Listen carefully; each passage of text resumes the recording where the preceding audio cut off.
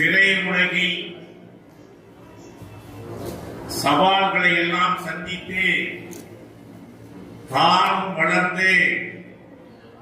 ஒரு மாபெரும் அரசியல் இயக்கத்தை உருவாக்கி பேரறிஞர் அண்ணா அவர்களின் சிறப்புகளை, அவரின் எண்ணங்களை, சிந்தனைகளை ஒவ்வொரு திரைப்படத்திலேயும் புகுத்தி அடையாளப்படுத்தி பேரறிஞர் அண்ணா அவர்களின் பெரும் புகழை படிக்காத பாவலர்கள் மத்தியில் கொண்டு சென்று பேரறிஞர் அண்ணா அவர்கள் 67 ஆட்சி பீடம் அமைவதற்கு திராவிட முன்னேற்ற கழகம் ஆட்சி அரியணையில் அமருவதற்கு புரட்சி தலைவர் எம்ஜிஆர் காரணமாக இருந்தார்.